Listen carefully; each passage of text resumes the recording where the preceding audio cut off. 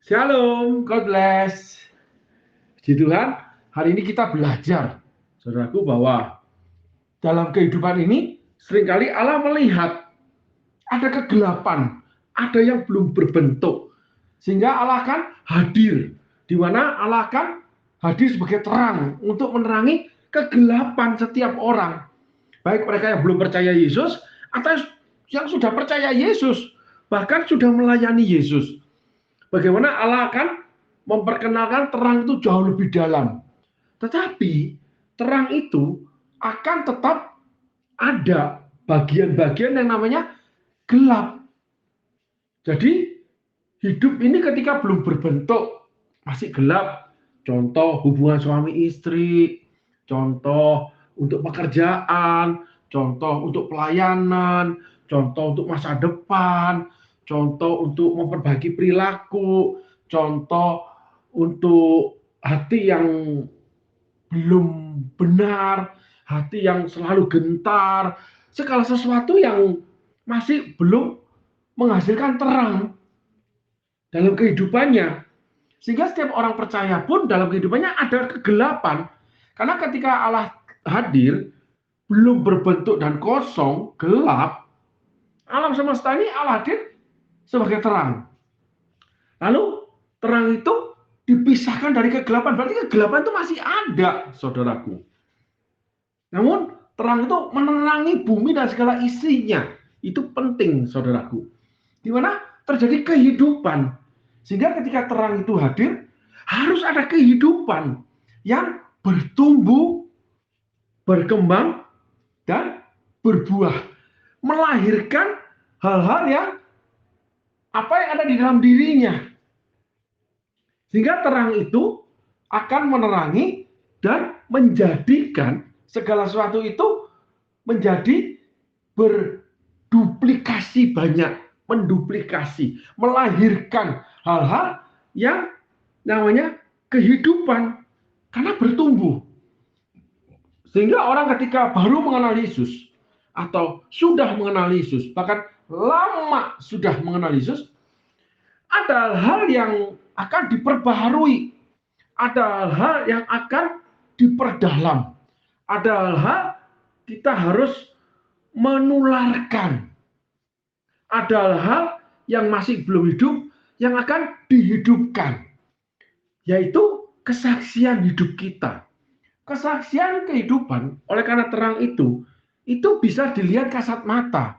Karena terang itu akan melihat, memperlihatkan kita untuk melihat segala sesuatu yang ada di kehidupan di bumi ini.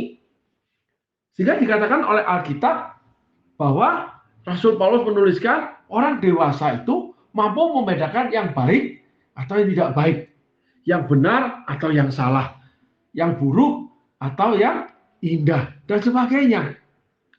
Semuanya itu akan nampak ketika orang itu berjalan di dalam terangnya Tuhan.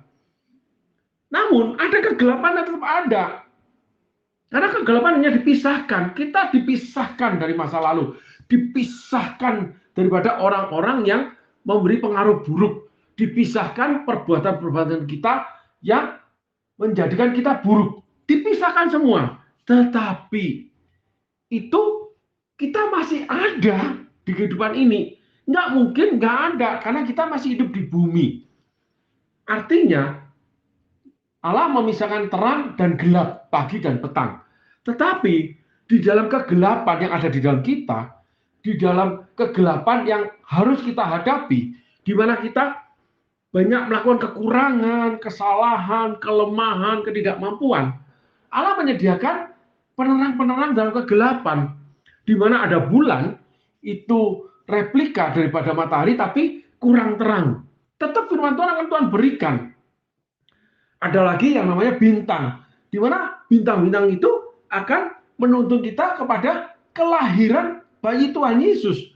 Ada orang-orang yang Tuhan pakai untuk membawa kita pada sesuatu yang baru, yang baik, yang dari Tuhan, yang Tuhan berikan pada kita. Sedangkan bulan, itu kita harus lebih lagi sungguh-sungguh berdoa untuk menangkap visi dan misi Tuhan, menangkap pesan Tuhan, menangkap tuntunan Tuhan. Tetapi di dalam diri kita, baik siang, baik malam, baik terang, baik gelap, Allah sudah meletakkan bahwa roh manusia adalah pelita bagi Tuhan. Sehingga pelita itu akan menyala, tetapi pelita itu akan menyala kalau ada minyak. Nah, minyak itu harus kita persiapkan. 5 gadis bijaksana, 5 gadis bodoh. Nah, ketika kita ada minyak, lentera roh kita nyala.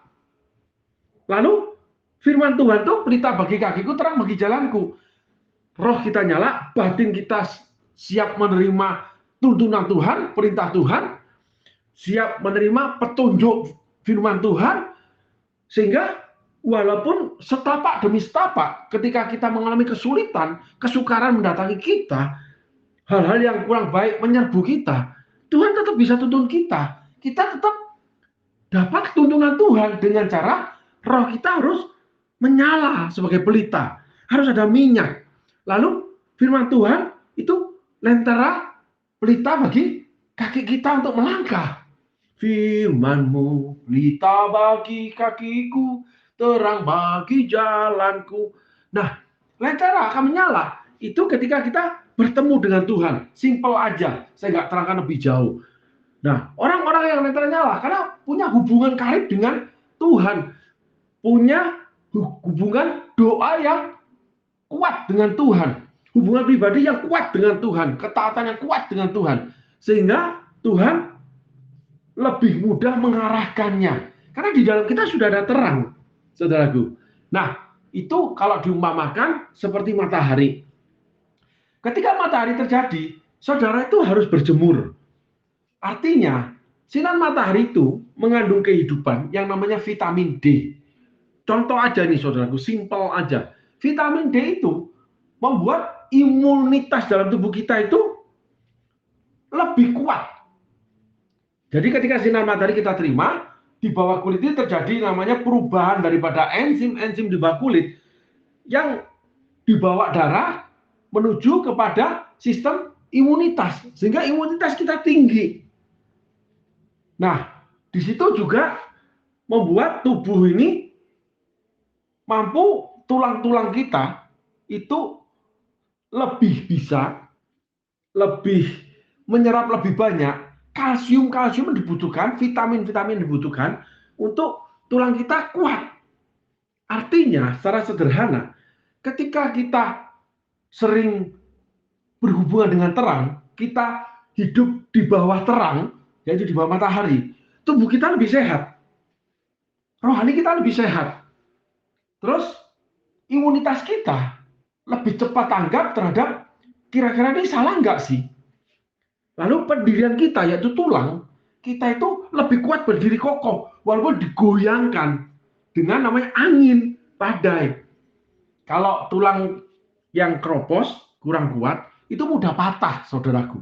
Mudah retak. Nah, kurang lebih seperti itu. Jadi, ketika kita selalu di bawah tuntunan Tuhan, di bawah terang itu, di dalam terang itu, kehidupan rohani kita lebih kokoh. Terang itu, yaitu secara sederhana, kita punya hubungan karib dengan Tuhan, kita rajin mendengarkan firman Tuhan, kita rajin membaca firman Tuhan, kita rajin ibadah, dan segala sesuatu di mana Tuhan hadirkan hadiratnya, termasuk kita berdoa dan baca firman, ibadah, dan sebagainya. Nah, di situ tubuh kita, manusia rohani kita, itu lebih kuat menghadapi goncangan-goncangan, nggak gampang patah hatinya, nggak gampang kecewa. Lalu kita lebih mampu, lebih bisa memisahkan ini benar atau salah sih. Di situ kita kan cepat tumbuh dewasa. Seorang anak ketika bayi, dia diberikan nutrisi, vitamin, mineral, segala sesuatu yang dibutuhkan untuk tubuhnya. Mereka yang lebih banyak mendapatkannya itu cenderung lebih kuat, lebih besar badannya, lebih kuat imunitasnya, lebih besar badannya, pertumbuhannya itu menjadi besar dan kuat, saudaraku. Nah, kenapa? Proses tulang, proses tubuh, termasuk kecakapan dia, sistem motorik dan sebagainya. Secara kesehatan seperti itu. Sehingga betapa pentingnya nutrisi yang kita harus terima dari Tuhan, yaitu kita minum dari roh yang sama. Kita harus minum. Lalu ketemu susu dan madu. Tempat di mana Tuhan sediakan. Susu dan madu itu bicara susu itu 4 sehat 5 sempurna. Madu itu segala sesuatu yang di dunia ini, di nutrisi ya, itu ada pada madu. Madu itu sangat menyehatkan, saudaraku. Yang asli bukan dicampur gula ya, saudaraku ya. Itu yang madu yang asli itu sangat menyehatkan, membuat tubuh ini lebih, kalau bahasanya orang merasa lebih panas, lebih semangat, lebih hot dan sebagainya. Ya kita harus hidup di mana kita memperoleh susu dan madu, yaitu janji Tuhan. Pergilah Abraham ke negeri yang penuh dengan susu dan madu. Orang Israel pun sama, dikeluarkan dari Mesir menuju negeri susu dan madu. Harus memiliki janji Tuhan, harus menerima peneguhan janji Tuhan, harus mengalami kebenaran kuasa firman Tuhan. Nah, hal begini ini yang dibutuhkan oleh orang percaya, oleh anak-anak Tuhan. Sehingga kita harus hidup di bawah terang, tetapi kita juga nggak bisa menghindar yang namanya ada gelap. Tapi dalam kegelapan itu ada 4 penuntun, saudaraku. Setelah itu Tuhan akan beritakan, Tuhan akan beritahu, kita akan mengalami keterbatasan kita. Manusia tidak bisa yang namanya tidak tidur. Manusia tidak bisa tidak makan. Manusia tidak bisa tidak minum. Manusia tidak bisa tidak istirahat. Manusia itu ada keterbatasan. Sederhananya begitu.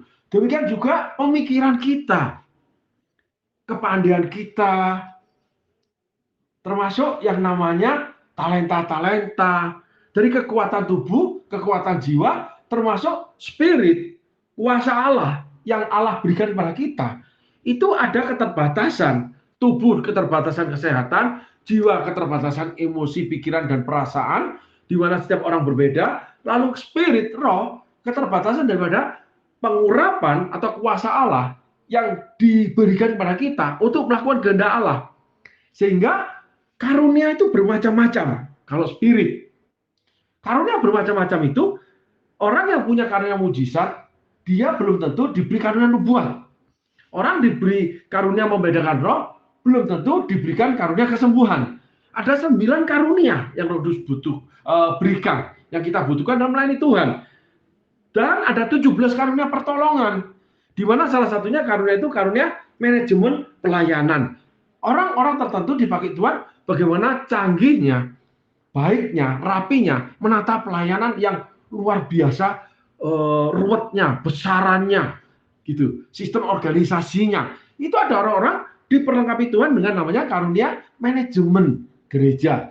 Itu ditulis oleh Profesor Dr.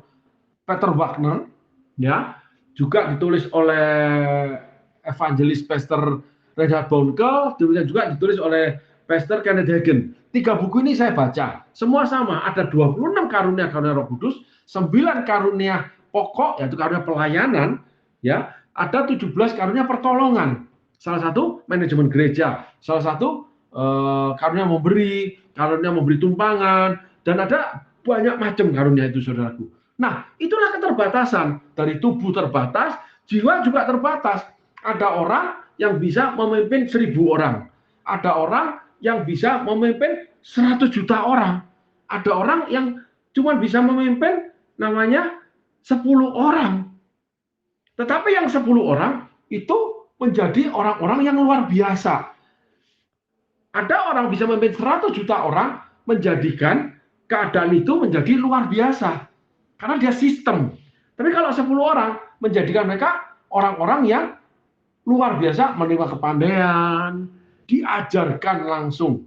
Nah, keterbatasan manusia itu ada, saudaraku. Sehingga setiap orang itu memiliki karunia, talenta, dan fisik yang berbeda-beda. Itulah Allah menciptakan cakrawala. Batasan pandangan kita, kemampuan kita. Kita kejar cakrawala itu ujung di mana, tidak pernah ketemu. Kita mau habis-habisan dengan karunia, talenta, fisik kita, nggak bisa ketemu. Kenapa? Selalu dia ikut, kecuali ada bangunan di depannya, benteng di depannya. Itu membuat kita terbatas, menghalangi pandangan kita ketemu cakrawala. Nah, di situ kita harus belajar bahwa ketika terbatas, kita nggak bisa tembus, ya bisa Allah kerjakan, itu kasus Yeriko. Tetapi ada juga yang Allah katakan kepada Yosua, kepada Daud, bahwa kamu harus memutar. Kamu harus tunggu pohon kertau berbunyi. Baru kamu serbu. Nah, di situ kadang kemampuan kita nggak mampu melewati ujian, pencobaan, atau cobaan itu. Tetapi ketika kita ikut tuntunan daripada Tuhan, nah di situ Tuhan akan berikan jalan keluar. Pencobaan-pencobaan kamu alami tidak akan melebihi kekuatanmu sebagai manusia. Dan Allah akan memberikan jalan keluar. Nah, di situ dibutuhkan kembali lagi bahwa kekuatan berhubungan komunikasi sama Tuhan. Hubungan kami sama Tuhan. Lalu namanya kekuatan bagaimana kita mengenal firman Tuhan. Jangan sampai salah, ditipu iblis. Karena iblis menyerupai malaikat terang. Nah ini bahayanya saudaraku. Lalu setelah itu ada lagi yang namanya kita nggak ngerti apa-apa. Jadi salah melakukannya. Seperti Abraham ketika menghadapi Fir'aun, menghadapi kelaparan, dia pergi ke Mesir, menyelesaikan masalahnya dengan serahkan istrinya aja kepada Fir'aun. Salah perilaku itu. Membuat kerugian dalam kehidupan dia berumah tangga. Membuat akhirnya Sarah atau Sarai udah tidak birahi lagi sama dia, sakit hati kali ya. Nah, di situ kita harus tahu jalan-jalan Tuhan. Jalanmu tak terselami. Kita kadang menghadapi suasana situasi di mana kita nggak tahu jalan Tuhan lagi. Kita kehilangan jalan Tuhan, tapi kita nggak boleh kehilangan kontrol. Di mana Tuhan ikut campur tangan, Tuhan kontrol, Tuhan pegang kendali hidup kita. Itu firman-Nya yang mengarahkan kita. Oleh setiap hati kami, namun satu hal ku percaya. Dibutuhkan kepercayaan. Kepercayaan dari mana? Iman atau percaya timbul dari pendengaran akan firman Tuhan. Sehingga rajin-rajinlah ibadah. Rajin-rajinlah dengar firman Tuhan. Rajin-rajinlah baca firman Tuhan. Rajin-rajinlah berkomunikasi sama Tuhan, berhubungan sama Tuhan. Karena itu yang akan menyelamatkan saudara dari kegelapan, dari situasi yang sulit, yang sukar, yang pasti menghampiri kita, yaitu tantangan. Seperti Abraham mendapat tantangan dari Allah, mendapat cobaan dari Allah untuk Ishak diserahkan, tapi kembali utuh. Gitu. Abraham mendapat tantangan kelaparan karena dia tidak tahu firman Tuhan, dia serahkan istrinya kepada Fir'aun. Salah, ngawur, cuman taat aja. Setiap perintah Tuhan, dia taat. Akhirnya dia melakukan kesalahan yang sesungguhnya nggak usah melakukan seperti itu. Kenapa? Karena Fir'aun dikutuki Tuhan. Jadi nggak usah begitu, Tuhan pasti kerjakan. Lah Fir'aun dikutuki Tuhan, salah pun Tuhan tolong, tapi karena tidak mengerti alasannya ya, tidak sengaja ya saudaraku, nggak boleh sudah mengerti, lalu sengaja melakukannya, Allah kan murka. Nah, disitulah kita kan belajar mengenal karakter Allah. Dimana kita harus bergaul intim, bergaul karib. Kalau bahasa aslinya itu da'at. Da'at itu berhubungan seperti suami istri. Dalam banget. Itu, ngerasain banget. Tahu dari gayanya, dari suaranya, dari baunya. Ini Tuhan atau bukan? Kenapa? Udah menjadi suami istri. Sehingga kita dipanggil mempelai Kristus, dipersiapkan sama Tuhan. Dipersiapkan untuk mengenal Tuhan sebagai mempelai pengantin prianya, di mana kita diambilnya menjadi pasangannya, melengkapi Allah, rekan sekerja Allah, diambil dari tulang rusuknya Allah, dibangunlah kita untuk melakukan sesuatu yang Allah inginkan. Sehingga di Efesus ditulis bahwa Kristus dengan jemaat itu sama dengan suami dengan istri. Kristus menyelamatkan jemaat, suami yang harus menyelamatkan istri, bukan istri yang ngajarin suami. 1 Petrus 3 mengatakan, hai istri-istri, tunduklah terhadap suamimu, supaya tanpa perkataan, mereka akan dimenangkan, oleh karena mereka melihat betapa solehnya perilakumu. Jadi, nggak boleh ngajar suami. Jangan banyak ngomel. Berlaku soleh aja, yaitu lakukan tugas sebagai istri, seperti yang dituliskan oleh Alkitab. Kalau kita boleh ambil Amsal 31, istri itu yang menjadi permata bagi suaminya. Ya, saudara baca itu istri-istri yang mendatangkan keuntungan dan sebagainya, yang bekerja di rumah tangga, merawat rumah tangganya dan sebagainya. Sehingga lentera itu, pelita bagi kaki kita, itu jalan. Ketika kita menghadapi, kok suami saya begini ya? Saudara lakukan saja. Nggak usah ngajarin suami. Nggak usah protes sama suami. Cuman kasih tahu aja. Yang kalau pulang malam, itu coba beri kabar aku minimal WA lah. Karena aku nggak bisa tidur, nunggu takutnya kamu di jalan ada apa-apa. Gitu. Cuma itu aja. Oh iya, tapi aku nggak sempat, aku lagi gini. Oh iya, nggak apa-apa kalau nggak bisa. Aku tunggu kamu. Soleh banget. Setiap kali pulang ditunggu. Setiap kali pulang itu ada teh hangat. Setiap kali pulang ada makanan hangat. Dimakan nggak dimakan tetap dipersiapkan sama istri. Siapa hati laki-laki nggak hancur? Saya ada sebuah kesaksian singkat. Ada seorang laki-laki yang punya 2 istri. Punya kelainan sakit seks dia.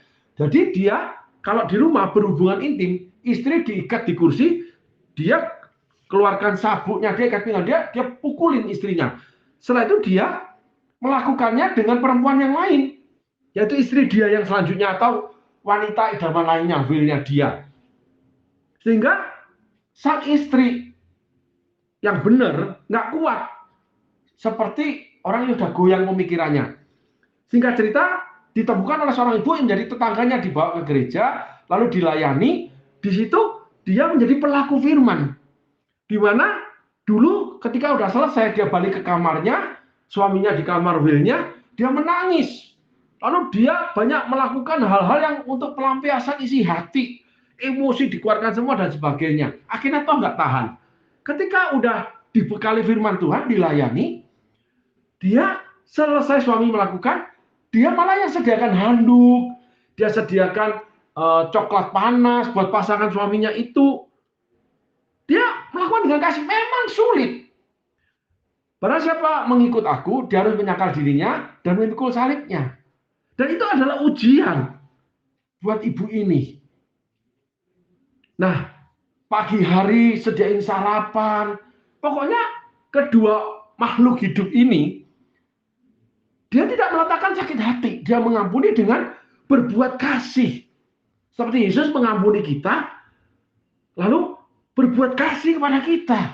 Seperti Yesus meniadakan hukuman terhadap Abraham yang melepaskan Sarai kepada Fir'aun. Ada beberapa peristiwa di Alkitab yang seakan-akan dia ada hukuman. Cuman Abraham akhirnya ditolak oleh Sarai karena Sarai nggak birahi lagi sama dia, pahit hati. Sarai pun nggak disalahkan Tuhan karena kasusnya Hagar. Gitu. Sarai berikan Hagar deh. Gitu.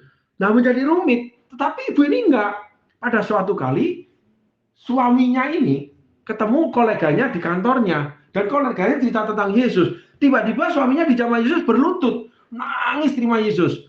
Singkat cerita, akhirnya suaminya melepaskan perempuan yang kedua yang menjadi seperti istri bagi dia. Di mana dia akhirnya kedua orang ini melayani Tuhan. Di Indonesia di sebuah kota, mereka menjadi pasutri yang melayani Tuhan. Kemenangan dicapai keluarga ini karena sang istri melakukan kasih. Di mana akhirnya suaminya masih keras loh. Suaminya masih keras. Tetapi Tuhan mendatangkan burung gagak kasih Elia makan daging. Umpama begitu, bukan yang koleganya memberitakan Yesus itu bukan, tapi mendatangkan orang lain untuk menceritakan Yesus. Tiba-tiba Tuhan hadir dalam pertemuan dua orang ini di kantornya. Tuhan jamah sang suami. Sehingga sang suami menangis.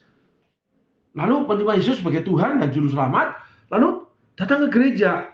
Dan anehnya, ada sebuah perkara tersembunyi yang Tuhan kerjakan. Wanita ini, yang Will ini, suatu hari menghadap dengan istri yang benar ini. Dia cuma bilang bahwa saya ini juga perempuan kok. Saya tahu rasanya kamu.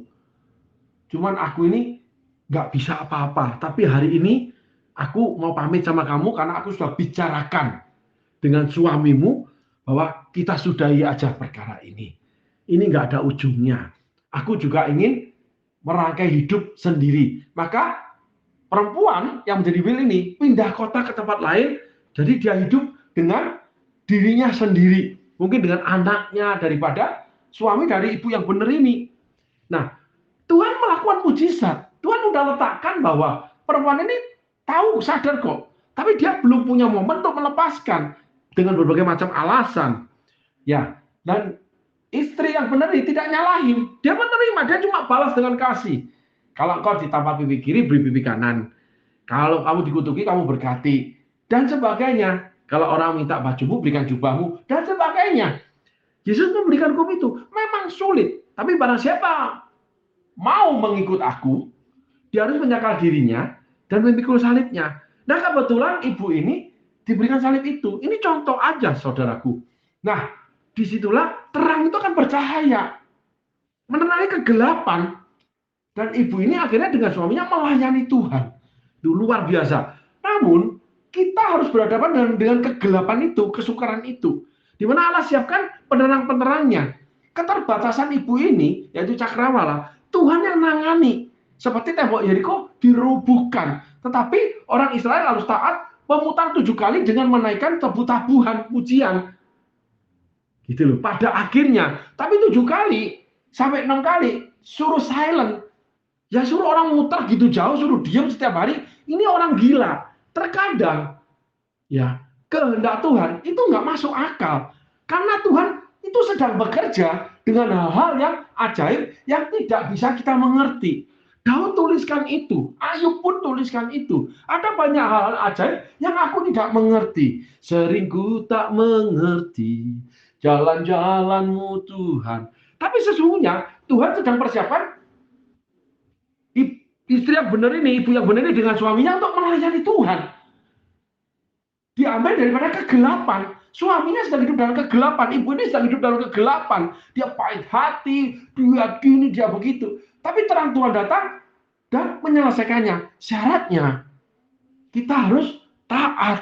Ibu ini taat melakukan firman yang dalam hal ini mengasihi suaminya dan willnya. Nah, di situ ibu dan suaminya ini mendapatkan tanah. Akhirnya air dengan air dipisahkan. Setelah cakrawala diberikan, setelah terang dipisahkan dengan kegelapan, ketemulah namanya tanah yang dinamai Allah daratan. Allah mempersiapkan suami istri ini untuk menjadi pelayan Tuhan, diambil dari kegelapan loh saudaraku. Nah, ada sesuatu yang nggak bisa ditangani oleh manusia. Ada sesuatu yang melewati batasan kemampuan manusia. Karena cakrawala itu Tuhan yang ciptakan. Jadi, kalau Tuhan inginkan, Yesus bicara, jadilah menurut kehendakmu. Tetapi bukan kehendakku. Karena aku tidak mampu, kalau boleh zaman ini berlalu. Ada hal-hal gelap yang Yesus harus jalani, yaitu disalibkan. Tapi setelah itu, Yesus duduk di sebelah kanan tata Allah Bapa, menjadi perantara buat kita, dan dia menjadi juru selamat. Diangkat ke surga hidup-hidup, tanpa darah. Jadi di surga tidak ada donor darah ya saudaraku. Bercanda saudaraku. Elia diangkat hidup-hidup. Henok diangkat hidup-hidup. Tetapi Yesus tanpa darah. Dengan tangan berlubang paku. Nanti kita cek ketemu. Tuhan, mana tanganmu yang berlubang paku? Kakimu mana berlubang paku? Mana sih punggungmu yang dicambuk itu? Semuanya ada. Karena itu luka yang dibawa. Tapi dibalut tubuh kemuliaan. Sehingga kedua suami istri ini diambil dari kegelapan, dari luka hidup, di mana akhirnya dibagikan menjadi kemuliaan buat Tuhan. Bersaksi bagaimana kasih itu membebaskan mereka. Bagaimana kasih karunia Tuhan menjamah suaminya yang sedang berdosa, yang jahat. Seperti perempuan Samaria, kumpul kebo, punya 2 perempuan di rumah. Gitu saudaraku.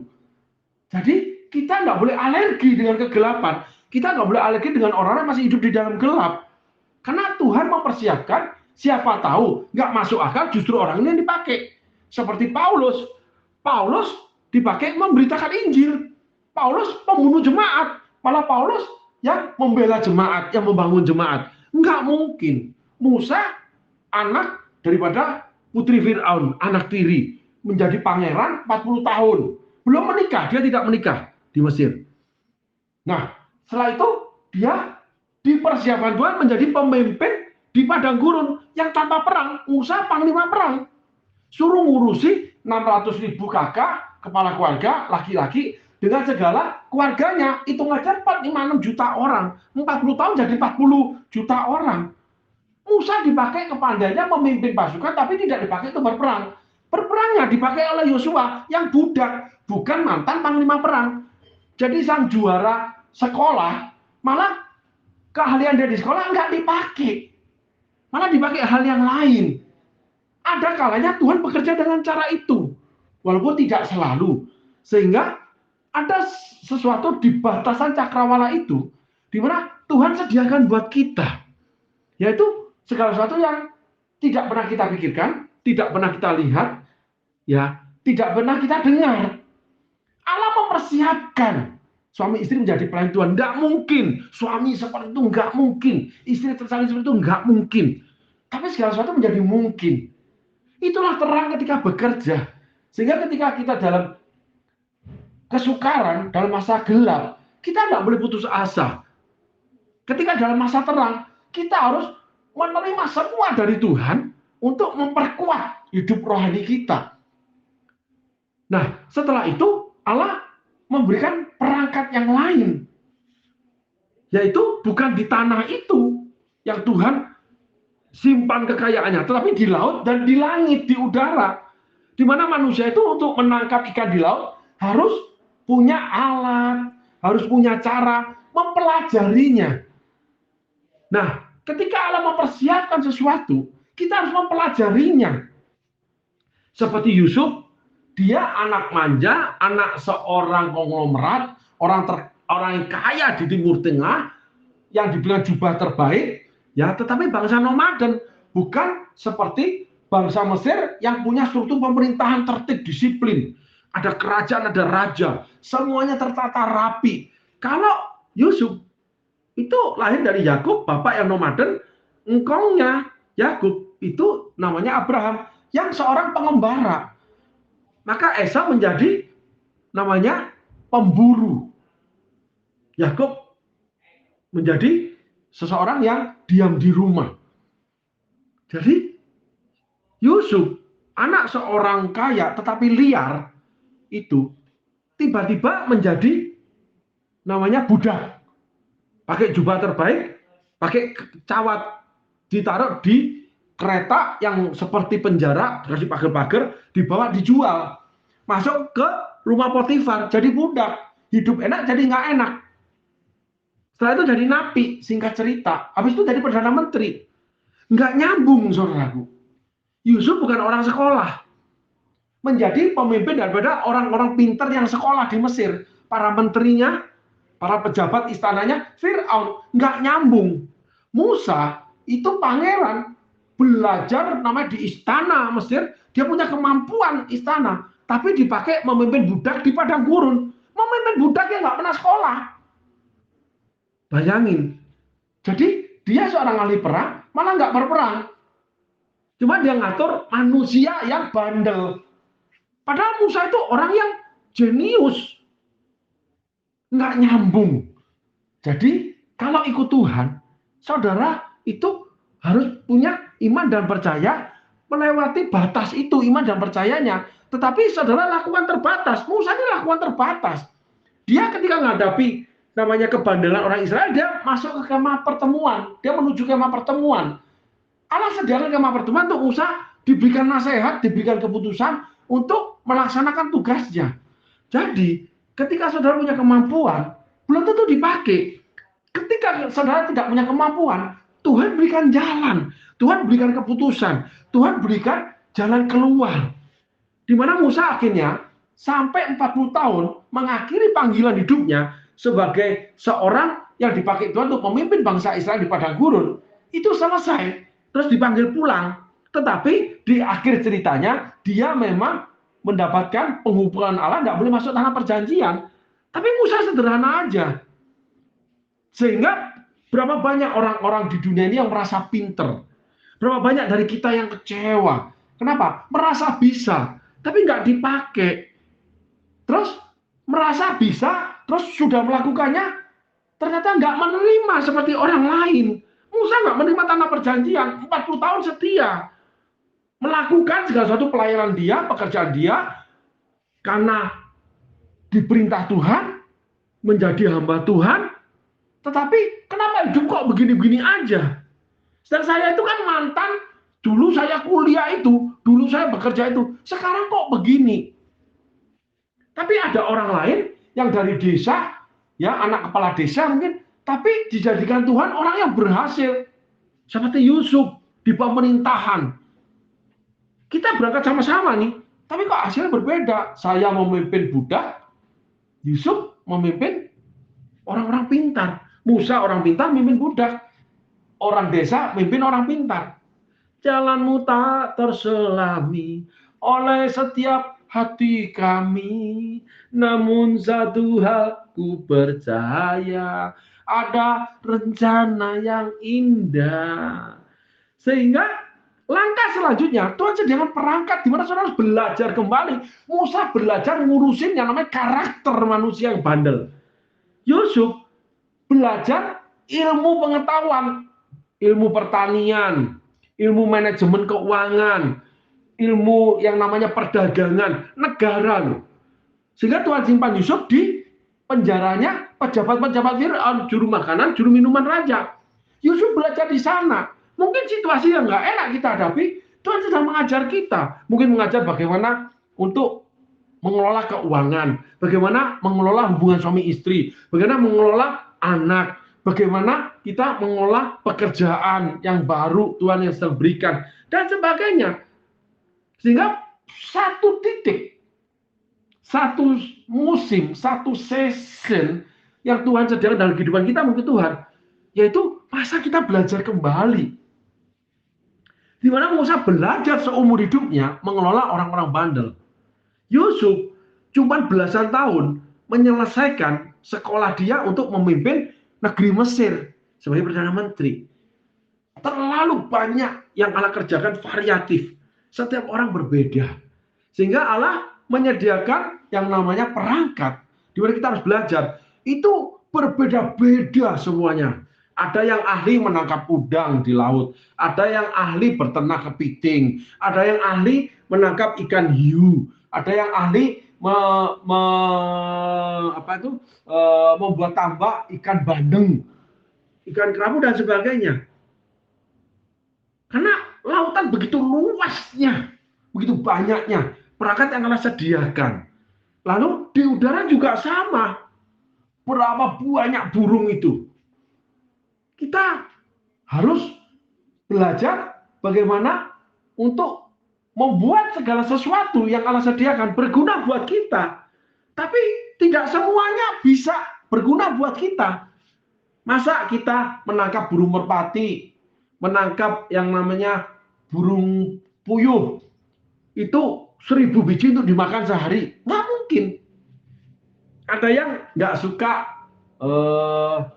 ayam, ada yang nggak suka daging sapi, ada yang nggak suka telur, macam-macam. Allah sediakan yang berguna buat kita.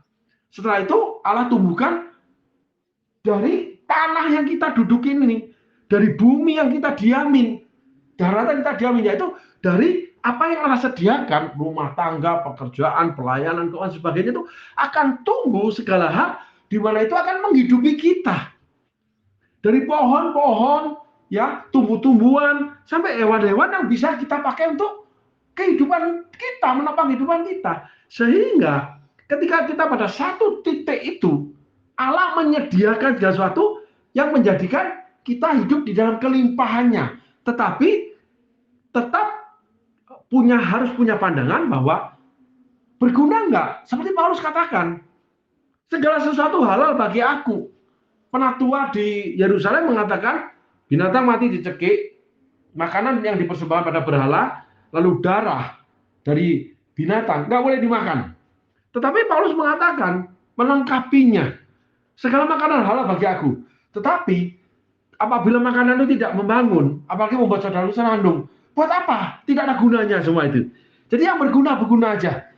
Jadi kita melakukan segala sesuatu, keuangan kita dapatkan, lalu segala sesuatu yang kita miliki, kita jadikan berguna, bukan menjadi sebuah proses keserakahan, gitu. Menumpuk uang sementara nggak mau menolong saudara yang kekurangan, punya rumah banyak sementara saudara kekurangan, nggak memberikan tempat tinggal ketika mereka tidak memiliki tempat tinggal, punya banyak makanan tidak ingat kepada mereka yang belum makan, dan belum bisa makan, kurang makan, dan sebagainya. Sehingga seluruh kepemilikan kita itu menjadi berkat. Nah, disitulah Allah mulai menciptakan manusia. Belum diberikan nafas loh. Manusia diambil dari debu dan tanah. Allah menciptakan manusia serupa gambar dia. Di situ mulai dibentuk. Jadi semuanya itu dari terang yang datang, itu kita punya pengalaman pribadi sama Yesus. Lalu kita punya pengalaman pribadi dengan firman Tuhan ketika menghadapi kesukaran. Lalu kita punya pengalaman pribadi untuk keterbatasan kita dalam tubuh, jiwa, dan roh. Setelah itu kita dipersiapkan perangkat-perangkat di mana pada akhirnya ketika kita sudah hidup di tempat yang Allah janjikan, pekerjaan Tuhan janjikan, berkat Tuhan janjikan, rohani Tuhan janjikan, semua yang Tuhan janjikan tergenapi, kita harus memakainya untuk menjadi berguna. Jadi terang itu berguna buat kita dan buat orang lain. Jadi kita nggak boleh seenaknya memakainya, menebang pohon seenaknya, menangkap ikan seenaknya. Cuman cerita aja, saudaraku, betapa bumi menjadi gundul dimanapun berada. Karena hutan ditebang seenaknya. Maka terjadi perubahan Mesir yang banyak, banjir, perubahan cuaca, dan membuat susah manusia. Lalu ada yang namanya nelayan-nelayan internasional yang membawa namanya troll, itu jaring menangkap ikan, itu sampai ikan kecil di bawah laut itu diambil. Sehingga tidak terjadi ekosistem. Banyak habitat laut yang rusak, banyak yang namanya perkembangbiakan untuk ikan tertentu itu sudah punah.